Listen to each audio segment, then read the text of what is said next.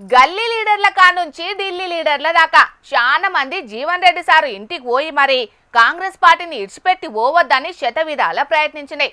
కాకుంటే జీవన్ రెడ్డి సార్ మాత్రం ఆత్మాభిమానాన్ని చంపుకొని కాంగ్రెస్ పార్టీలో ఉండలేనని ముందుగాల అనుకున్న ప్రకారమే ఇవాళ కార్యకర్తలతోటి మీటింగ్ పెట్టి మరి చేతి పార్టీకి రాజీనామా చెప్పిండు. అటు ఇంకా జీవన్ రెడ్డి సారు ఏం మాట్లాడిండు, ఏం కథ పురాగార్చుకుందాం పాండ్రి. దానికి తోడి రోజు ఈ మధ్యకాలంలో జరిగిన పరిణామాలు సింపుల్ ఏదైతే వివరిస్తూ నా రాజీనామా పత్రాన్ని విడుదల చేస్తున్నా. దయచేసి మా మిత్రులు సహచరులు ఇంతకాలం నాకు తోడు ఇచ్చినటువంటి ఒక మిత్రులందరినీ కూడా నాతో తోడు నిలవాలని చెప్పని, నా తోడు నిలవడానికి ముందుకొచ్చే సంసిద్ధంగా ఉన్నటువంటి ఒక సహోదరు అందరినీ కూడా చెయ్యెత్తాలని కోరుతున్నాను.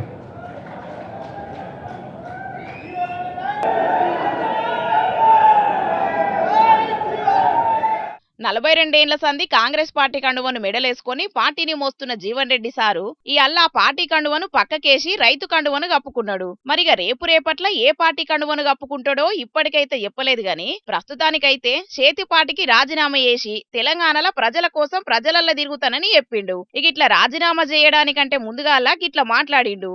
నిన్న టీఆర్ఎస్ ప్రభుత్వ హయాంలో ఏ పోలీస్ అధికార యంత్రాంగం ఇదే కాంగ్రెస్ కార్యకర్తలపై నియంత్రిత పోగడలతో ఏదైతుందో ఆధిపత్యం అరాచకం చేసిన వాళ్ళని తీసుకొచ్చి మళ్ళీ జగిత్యాల పెట్టి అదే నిన్న టీఆర్ఎస్ వద్ద చుట్టమవుతాడు, కాంగ్రెస్ వద్ద కుర్చీ ఉన్నది వాళ్ళకి ఎంట్రీ ఉండదు.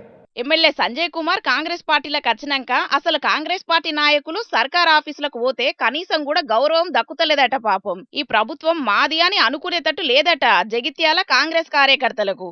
రాహుల్ గాంధీ జై, బాపు జై, భీమ్ జై, సంవిధాన్ అనే నినాదంతో ముందుకు పోతే ఇక్కడ మాత్రం 20 నెలల సంధి జీవన్ రెడ్డి సారుకు అన్ని అవమానాలే ఎదురైతున్నాయట. అయినా కూడా భరించుకున్నాడంట. కాకుంటే మొన్నటి దాకా ఏదైతుందో ప్రభుత్వం మాత్రమే ఆయనకు అండగా ఉన్నది అని ఒక అభిప్రాయం ఉండేనే మున్సిపల్ ఎన్నికల దాకా.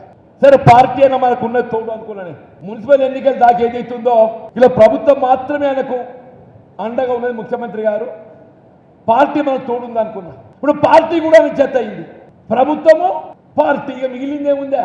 ఇన్ని దినాలు ముఖ్యమంత్రి మద్దతే ఉన్నదనుకుంటే పార్టీ కూడా సంజయ్కే మద్దతు చేసినాక ఇగేముంటది? ఒకనాడు పిసిసి అధ్యక్షుణ్ణి కావాల్సినోణ్ణి, కానీ ఇప్పుడు నియోజకవర్గంలో కార్యకర్తలకు పదవులిచ్చే శక్తి పోయింది. కనీసం కార్యకర్తలను కాపాడుకునే పరిస్థితి కూడా పోయినాక ఉండేం చెయ్యాలి? ఇక బాధ తట్టుకోలేక పార్టీ నిడిచిపెట్టుడు బాధే అయినా కూడా పార్టీకి రాజీనామా చేసిండట. 2.5 సంవత్సరాలు నేను పదవి అడగలేదే, నేను ప్రభుత్వ సలహాదారు అడగలేదు, నిన్ను కార్పొరేట్ చైర్మన్ అడగలే, నాకు అర్హత లేదు కదా. అడే పోచాల శ్రీనివాసుడు బతకచ్చినోడు ఆడికి ప్రభుత్వ సలహాదారు అడేవా? అదే పోచా ఈ 20 మాసాలలో ఆడు ప్రభుత్వ సలహాదారు నియామకం అయిన తర్వాత ఆడు ప్రభుత్వానికి ఇచ్చిన సలహాలు చెప్పవే? నువ్వు వ్యవసాయ రంగాన్ని ఏం సలహాలు ఇచ్చినవే నువ్వు? అంటే ఏంటి? నీ అడుగులకు ఎవడు మడుగలు ఒత్తుతాడో వాడికి పదవులు. నేను అడుగుతున్నా, ఎవరా ఈ నరేందర్ రెడ్డి? ఆయన పార్టీ చేసే సేవ ఏంటి? ఇట్లా పార్టీలో జరుగుతున్న అన్యాయాల మీద, అట్లనే మాజీ మంత్రి చిన్నారెడ్డి, మధు యాష్కి, హనుమంతరావు సార్కు జరుగుతున్న అన్యాయాల మీద పార్టీని, ముఖ్యమంత్రిని కడిగి పారేసిండు. ఇక ఆఖరిన గిట్లా మాట్లాడిండు. నేను పార్టీలో చేరినాడు ముఖ్యమంత్రి కావాలని కోరుకోలే, నేను ఇవ్వాలని కోరుకుంటానండి. మీరు ఏ స్క్రీన్ తీసుకొని తొక్కుకుంటా ముఖ్యమంత్రి అయినరో సంతోషం నాయన, కానీ మమ్మల్ని కూడా బతకనియండి. ఇతర అన్నట్టు నేను పోతున్న స్వేచ్ఛ నేను ఏదైతుందో ఈ తొక్కుడు భరించ కాబట్టి నేను స్వేచ్ఛ కోరుకుంటున్నా. నీ ఆలోచన మార్పు వచ్చి కార్యకర్తలకు, నాయకులకు వాళ్ళ స్థానానికి అనుగుణంగా వాళ్ళ గుర్తింపు కల్పించి వాళ్ళకు లభించాల్సిన ఒక హక్కులు కల్పింపజేస్తామని చెప్పని నేను ఆశిస్తున్నాను. కాంగ్రెస్ పార్టీతోనున్న 42 ఏళ్ల అనుబంధాన్ని జీవన్ రెడ్డి సారు తెంచుకున్నాక మాట్లాడిన ఈ మాటలను చేతిపాటి పెద్దలు పట్టించుకొని వేరే నాయకులకు ఇబ్బందులు రాకుండా చూసుకుంటారో ఏం చేస్తారో చూడాలి మరి.